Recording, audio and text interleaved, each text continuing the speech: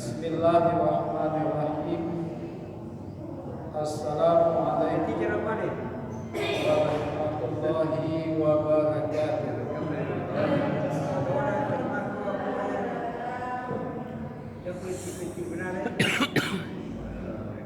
Alhamdulillah.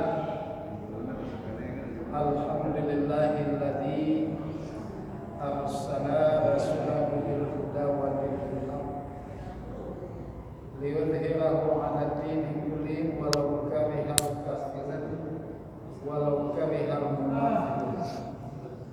Asyhadu an la ilaha illallah wahdahu la syarika lahu wa asyhadu anna sayyidana Muhammadan abduhu wa rasuluh alladzi la nabiyya ba'dahu.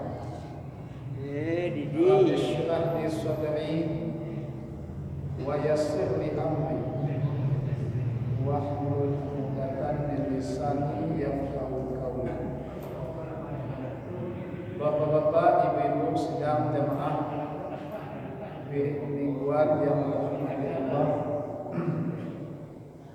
puji dan syukur marilah sama-sama kita panjatkan kehadirat Allah Subhanahu wa taala, yang mana berkat dari limpahan rahmat hidayah yang Allah berikan sehingga pada malam ini kita dapat hadir berkumpul di masjid kita yang tercinta ini. Tadi kita telah bersama-sama menunaikan kewajiban kita, yaitunya melaksanakan ibadah fardu maghrib secara berjamaah. Sebagaimana salat berjamaah itu lebih baik daripada salat sendirian, bisa wa ishrina derajat, yaitu 27 derajat, 27 dibanding dengan kita sholat sendirian di rumah. Jadi begitulah Allah Subhanahu wa taala memberikan pintu amal yang berlipat ganda kepada kita, supaya agar kita bagi orang-orang yang melaksanakan sholat berjamaah.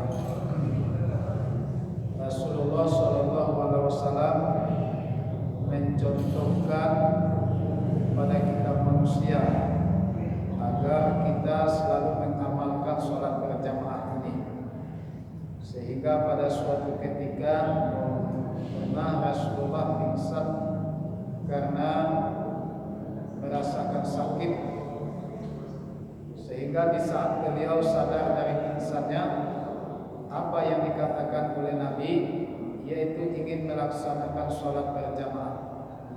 Begitulah Rasulullah Sallallahu Alaihi Wasallam memberikan contoh dan tauladan kepada umat agar dalam kehidupannya mengamalkan sholat berjamaah.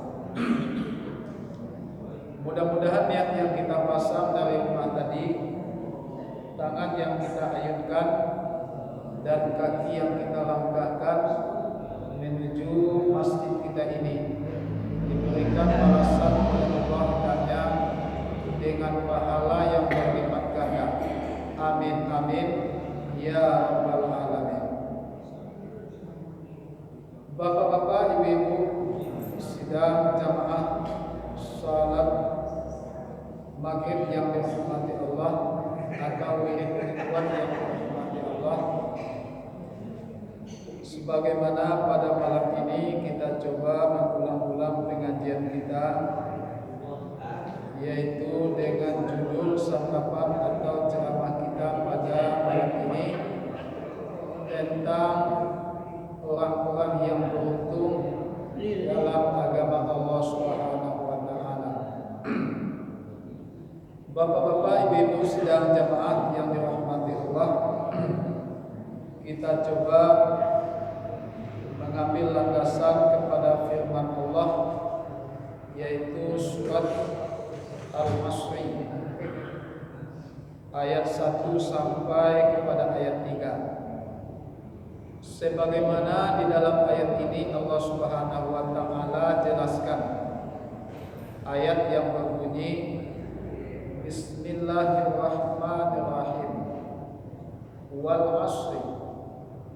innal insana lafi khusr illal ladzina amanu wa 'amilus shalihat wa tawassaw bil haqq wa tawassaw bis sabr. Demi masa kata Allah, sesungguhnya manusia itu berada dalam kerugian. Siapa mereka yang dimaksud oleh Allah? Yaitu orang yang merugi, yaitu orang yang tidak pandai mengendalikan waktu dan kesempatan yang diberikan oleh Allah Subhanahu wa taala. Artinya orang yang diberikan kesempatan oleh Allah dari segala hal, tetapi dia tidak pandai mempergunakan kesempatan itu, sehingga kesempatan yang Allah berikan hanyut, hilang dan sirna ditelan oleh waktu. Bapak-bapak, ibu-ibu sedang jamaah salat maghrib yang dirahmati Allah. Walaupun Allah Subhanahu wa taala pada ayat ini menjelaskan bahwa sesungguhnya manusia itu berada dalam kerugian kata Allah, tetapi di dalam sambungan ayat Allah Subhanahu wa taala juga memberikan pengecualian. Illa, kecuali. Apa yang dimaksud oleh Allah illa di sini? Yaitu kecuali orang-orang yang tidak merugi kata Allah. Nah, lalu siapa orang-orang yang tidak merugi yang Allah maksud? Yang pertama dijelaskan di dalam ayat ini, amanu, yaitu orang yang beriman. Kaum muslimin, kaum muslimat sidang jamaah wirid mingguan yang dirahmati Allah. Inilah yang pertama, orang yang tidak merugi, yaitu orang yang beriman. Nah, sehingga pada malam ini kita telah membuktikan keimanan awak.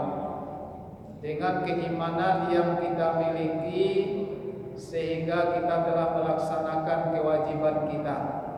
Melaksanakan kewajiban awak, yaitu telah melaksanakan ibadah fardhu maghrib secara berjamaah. Ini tanda bukti iman awak. Dan baik dulu pada malam ini, ya, kita bersama-sama mengikuti kegiatan wirid mingguan yang telah berlangsung atau yang sedang berlangsung pada saat ini. Di dalam hadisnya Rasulullah SAW kata Nabi, man kharaja fi talabi ilmi fahuwa fi sabilillah hatta yarji', kata Nabi. Siapa yang melangkahkan kakinya dari rumah pergi untuk menghadiri suatu majlis. Ini dinamakan dengan majlis, yaitu majlis ilmu. Siapa yang dari rumah melangkahkan kaki, ya, menghadiri suatu majlis untuk mempelajari ilmu Al-Quran, ilmu agama, maka kata Nabi, fahuwa fi sabilillah, mereka itu termasuk kepada fisabilillah. Fisabilillah maksudnya artinya adalah orang yang menegakkan agama Allah. Sampai bila? Sampai balik pulang balik. Nah, jadi begitulah Allah Subhanahu wa taala memberikan fadilah, ya, memberikan fadilah kepada orang-orang yang mengikuti majlis ilmu.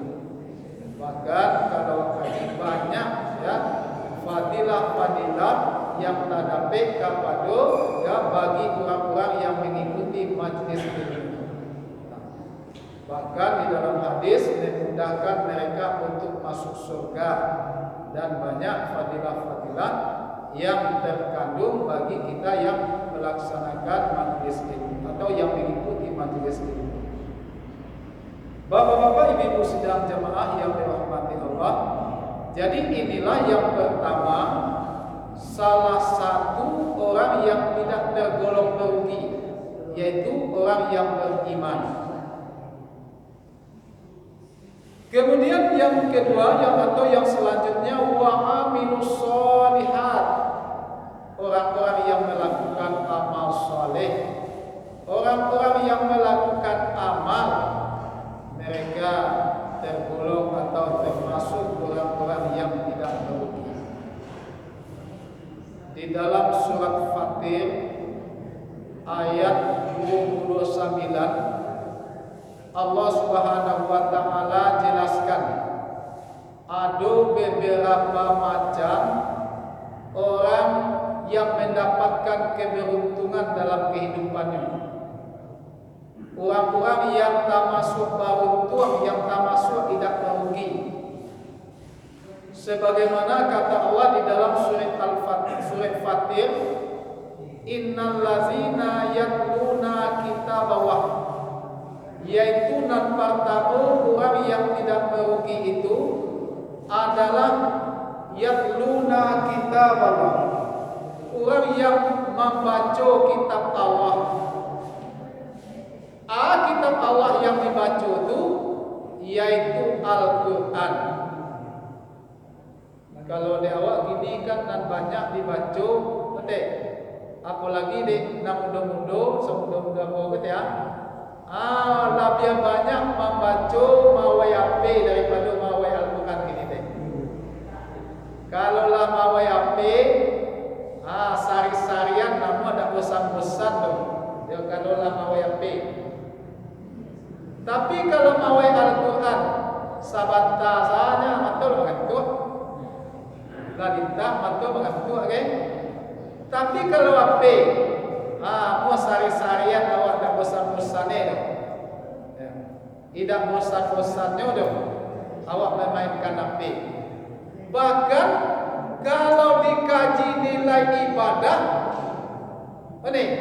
kalau dikaji nilai ibadah, dan ada nilai ibadahnya kalau dengan kita memainkan HP, main Facebook, main YouTube atau TikTok, macam-macam gini di HP itu. Ada permainan-permainan kan, game dan lain sebagainya. Dan ada nilai ibadahnya di sini, tapi bisa batah awak. Namun sehari-harian, ada apa? Tak itu jamnya kadang-kadang. Kadang-kadang sampai sakit mata tu berpasuan-pasuan dia untuk menjadi api tadi. Tapi kalau Al-Quran, kadang-kadang ya sabantahan malah mengantuk-antuk. Jadi begitulah ya, sebenarnya Al-Quran itu banyak fadilahnya kita membaca Al-Quran. Banyak fadilahnya kita membaca Al-Quran. Jangan kita membaca mendengar orang membaca Al-Quran saja, lain mendapat rahmat awak. Fa'idha qudiyatil Quran fastami'u lahu wa ansitu la'allakum turhamun, kata Allah. Nah, ini yang menjanjikan adalah Allah.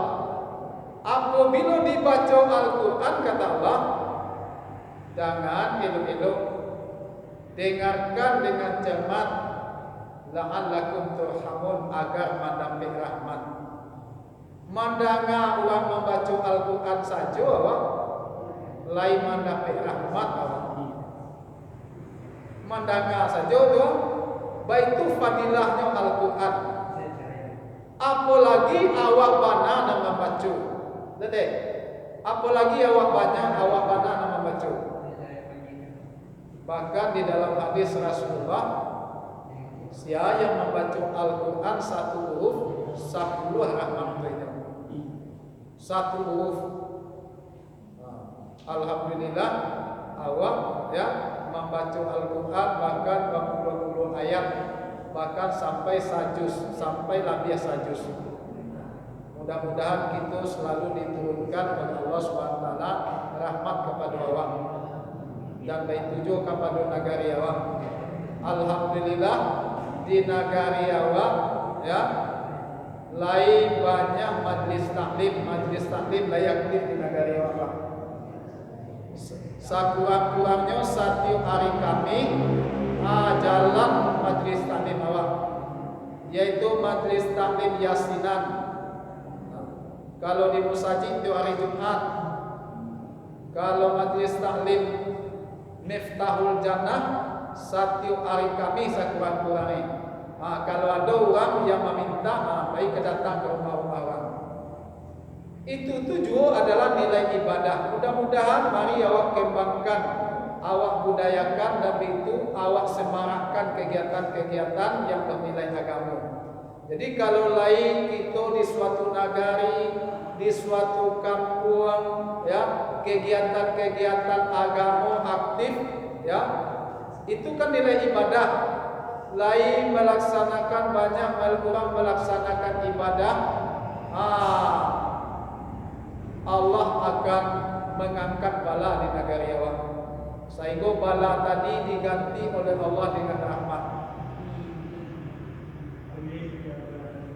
Dia dek rahmatnya, ya. Rahmatnya di negara awak diagih keberkahan oleh Allah Subhanahu Wa Taala.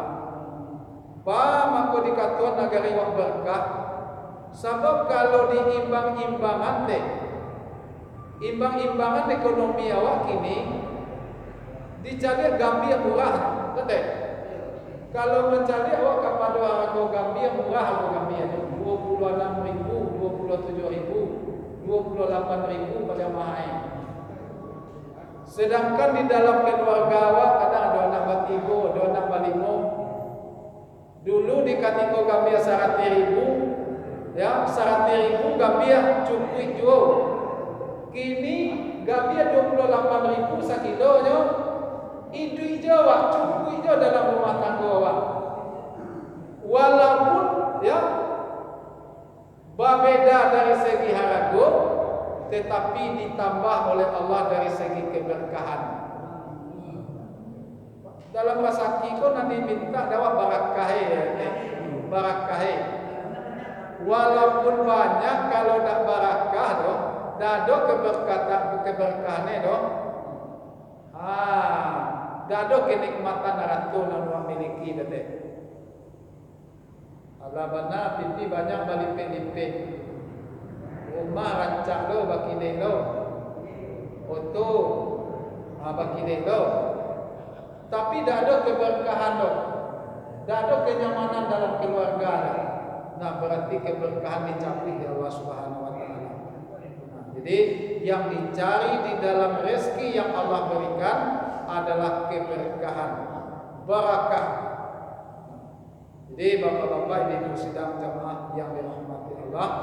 Jadi marilah kita selalu ya mengidupkan majlis-majlis taklim, awak rame-rame majlis taklim awak. Satu Senin awak kan kedapet bagabuah awak sama-sama. Nanti kutub Miftahul Jannah, sekali hari Senin tu bagabuah awak sama-sama kedapet di musajid awak. Awak geman Al-Quran Yasin di musajid awak tu. Yo, awak geman Al-Quran di negara awak. Apalagi ayat-ayat Allah. Pernah mau dengar ya? Pernah mau dengar di Katiko Armstrong namanya nanti. Armstrong itu adalah orang pertama kali ke bulan betul. Ya. Manusia yang pertama kali ke bulan namanya Armstrong. Jadi di Katiko ke bulan di angkasa tu kau dibaca tak dengar lah di sinan tu buang azan. Bunyi azan tu tak dengar sinan. Sebelum itu tu di ketika itu Armstrong tu masih agama Kristen masih itu baru. Ya. Jadi tak dengar lah ya orang azan. Sehingga setelah inyo turun ke bumi balik, nyo cari tuan lah di Armstrong. Tak dengar dia orang azan tuan di bumi. Nah ikulah namo dengar dulu waktu di bulan. Sehingga langsung masuk Islam langsung. Jadi kalau ayat Allah awak geman, ya, ayat Allah dan awak geman, Allah akan mendengarkan apa yang awak baca atau yang awak ya gemakan tersebut. Jadi Bapak Ibu sedang jamaah yang dirahmati Allah. Bayar dulu musik dulu. Tak ada musik terdengar di Amsro dah. Tapi yang terdengar di Amsro adalah hayalus shalah, hayalal falah. Gema Al-Qur'an, gema azan. Nah, baitulah ya. Baitulah luar biasanya ya. Syair-syair Allah ya, ayat-ayat Allah Subhanahu wa taala. Jadi Bapak-bapak, Ibu sedang jamaah yang dirahmati Allah, hendaklah kita selalu meningkatkan pengamalan ibadah kita kepada Allah Subhanahu wa taala. Awak semarakkan nagari awak dengan nilai-nilai ibadah. Dengan nilai-nilai ibadah, gema-gema ibadah yang kita semarakkan di negara awak, mudah-mudahan Allah menjauhkan bala ke negara awak. Mudah-mudahan bala diganti oleh Allah dengan rahmat. Batama rancaklah ekonomi awak di negara awak kedaya. Hidup nyaman di negara, tentram dan lain sebagainya. Nah, itu adalah rahmat yang paling kadang. Jadi Bapak Ibu sedang jamaah yang dirahmati Allah, itulah yang pertama, orang yang beruntung itu kata Allah, orang yang tak merugi, yaitu yang pertama allazina yatluna kitab Allah, orang yang selalu membaca Al-Qur'an.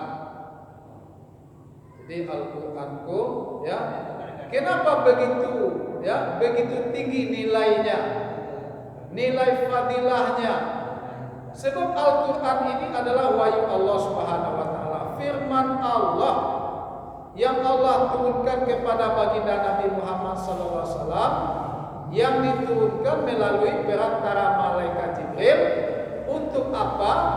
Sebagai petunjuk bagi kita manusia, huda linas wa bainati minal huda wal furqan. Sebagai petunjuk bagi manusia, sebagai pembeda bagi awak, pembeda yang untuk yang apa? Untuk pembeda mana hak dan mana yang batil, mana yang benar dan mana yang salah.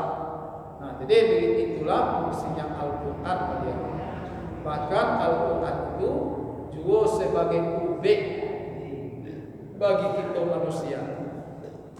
Jadi Bapak-bapak, Ibu sidang jamaah yang dirahmati Allah. Nah, itulah yang pertama, orang yang beruntung. Allah jelaskan di dalam surat Fatir, yaitu alladzina yatluna kitab Allah, orang yang membaca kitab Allah, yaitu Al-Quran. Bahkan Al-Quran yang kita baca, ya kata Nabi, Iqra, bacalah Al-Quran, karena Al-Quran itu di yaumil kiamah nanti akan datang kepada si pembaca. Untuk datang kepada si pembaca, yaitu untuk memberikan pertolongan, memberikan syafaat kepada mereka. Jadi Bapak-bapak, Ibu sedang jemaah yang dirahmati Allah.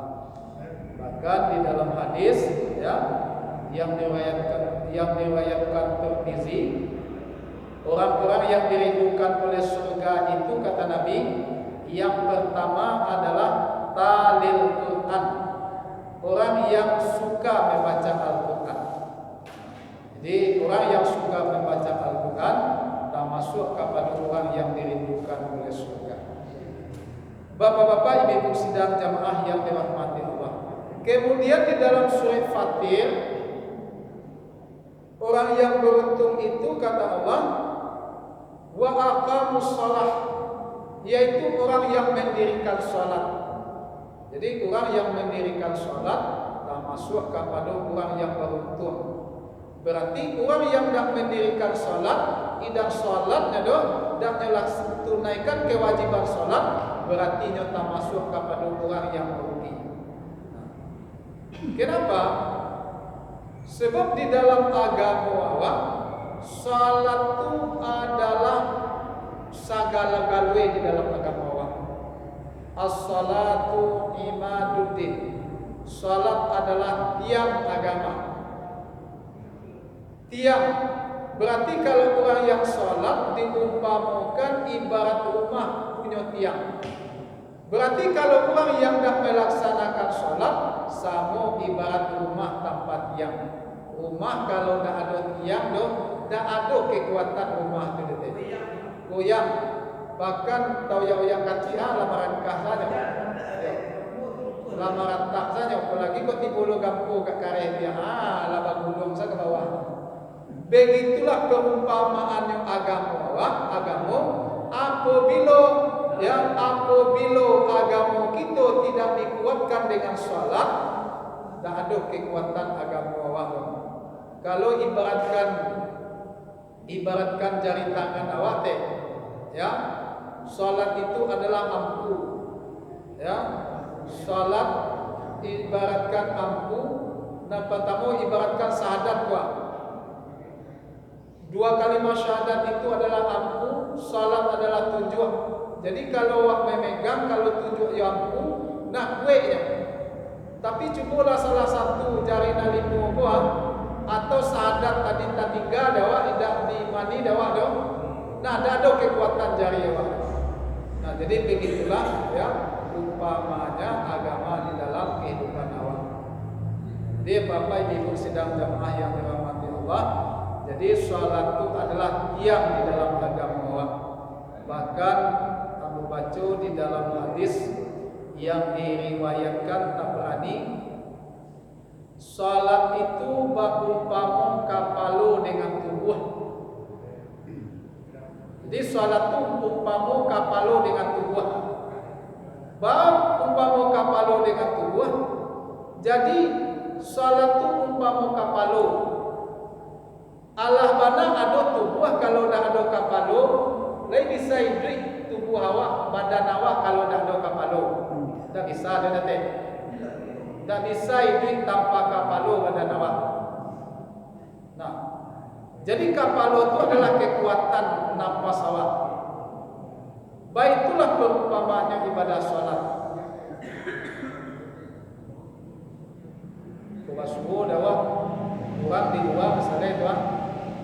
Nampak hijau badannya lain tapi tak bakal padu doh. Mandake kawah misalnya tuan. Putih tempat awak dari. Ya, putih tempat dari itu pak. Pada. Ya. Berarti kalau ada basuh orang di tengah jalan, badan lain kapalo tidak doh. Berarti tidak orang doh. Ya, tidak orang doh. Nah, baitulah perumpamaannya ibadah sholat. Makanya kata Nabi, kalau seorang Muslim itu tidak sembahyang, tidak kasar sampai dia. Berarti dia ada Islam tu. Jadi tanda orang Islam itu adalah sholat. Sholat tandanya Islam.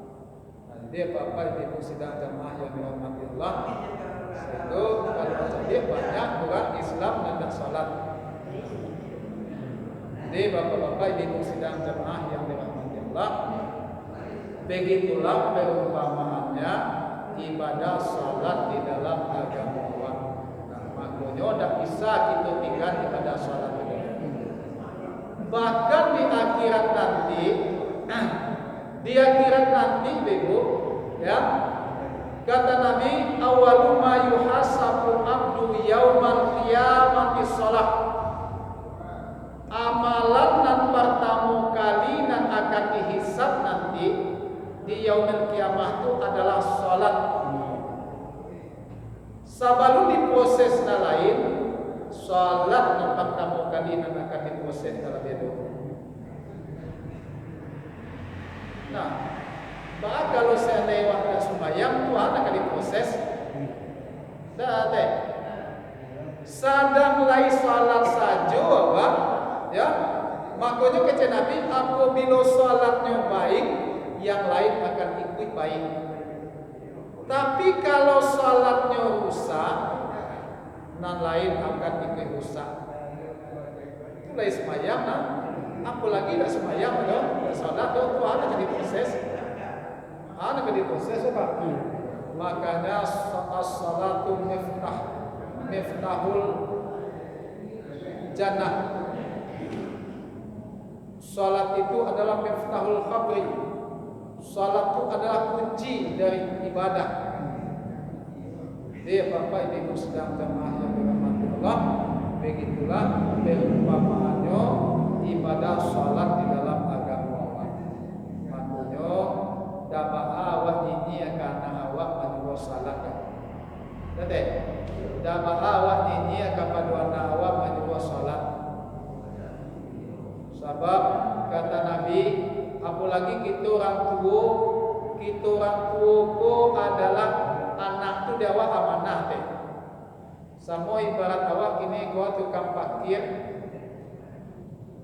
nyotompangan undai dia awak ke orang, dia nyotompangan unda orang ke awak karena awak tukang parkir. Apakah undai nanya tumpangan ke awak tu awak siu-siuan? Kalau hilang undai berarti awak bersangkutan di sini.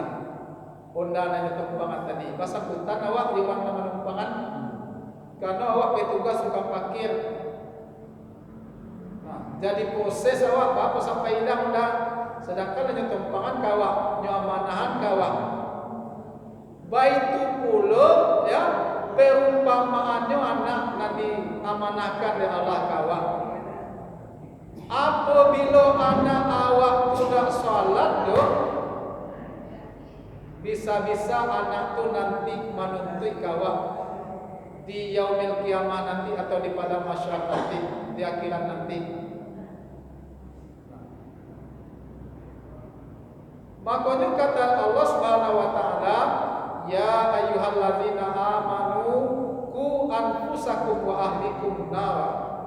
Hai orang-orang yang beriman, jagalah dirimu dan keluargamu dari yang kita jago dari api neraka. Nan pertama nak dijaga dulu diri awak. Kalau awak dah sembahyang, kalau awak kamanyuwah anak, awak dulu tajud deh. Contoh awak kamanyuwah anak sembahyang, tapi awak dah sembahyang dong. Bawa kamanyuwah anak sembahyang, bisa-bisa awak kasih pada anak sedang jahat sembahyang dan boleh susu aja. Ya, amboleh amak susu aja, amak dah sembahyang aja. Makanya keja Allah di dalam Al-Quran surah At-Tarim ayat 6, ya ayyuhallazina amanu qu anfusakum wa ahlikum nara. Hai orang-orang yang beriman, jagalah dirimu dan keluargamu dari api neraka. Jago diri awak dulu. Kalau awak kamanyuwah anak, kamambentuk anak, bantu diri awak dulu, baru bantu anak awak supaya bisa awak membantu anak awak. Iko awak dak namo dibantu dak. Awak kerajo aco awak baju di misalnya dia meja misalnya tu. Anak awak tagan baju di. Anak awak suruh salat awak suruh kamu saji awak suruh kena awak ada faedah. Nah, berarti tidak sesuai dengan firman Allah.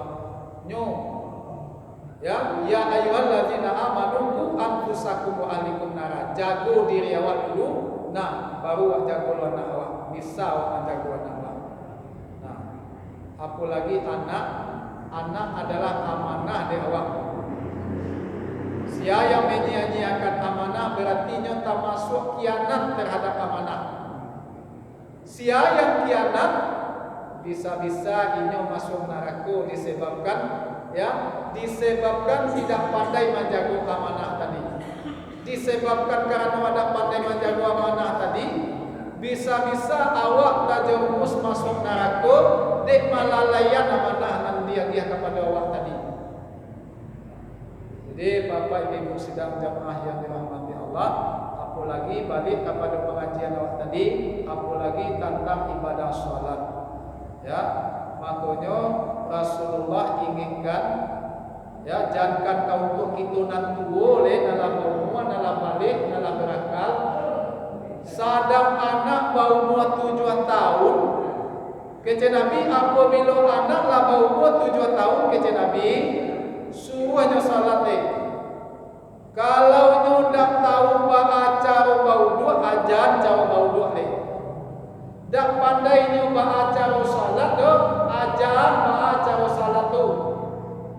Tidak dapat ini Al-Fatihah ajan kayaknya baca Al-Fatihah tu. Lah bau umur 7 tahun anak suruh salat ke Nabi. Ajan salat. Apabila lah bau umur 10 tahun tidak jo salatnya do. Bahkan agama memerintah pukul. Baitu karehnya Rasulullah menginginkan kawak karena baitu pentingnya ibadah salat. Tidak jo lah bau umur 10 tahun, tidak jo salatnya ledo. Pukul kata Nabi. Artinya tanaman kenyole baas payanya salat. Daba agak kares kete do. Ko dahulu mau 7 tahun dengan lembut awak majak semayang nak itu nak. Dah 10 tahun dah je jangan dia do. Dia yang kares ni. Daba ada bakat tasawuf dalam agama. Jadi dalam artian kares itu dah main ampu-ampu dah. Kalau main ampu-ampu kanelo dia ukur dah jo. Ya, kanelo dia undang artinya mengajak kepada ya jalan Allah Subhanahu wa taala kapadonan itu. Jadi Bapak Ibu sidang jamaah yang dirahmati Allah, jadi itulah orang-orang yang beruntung.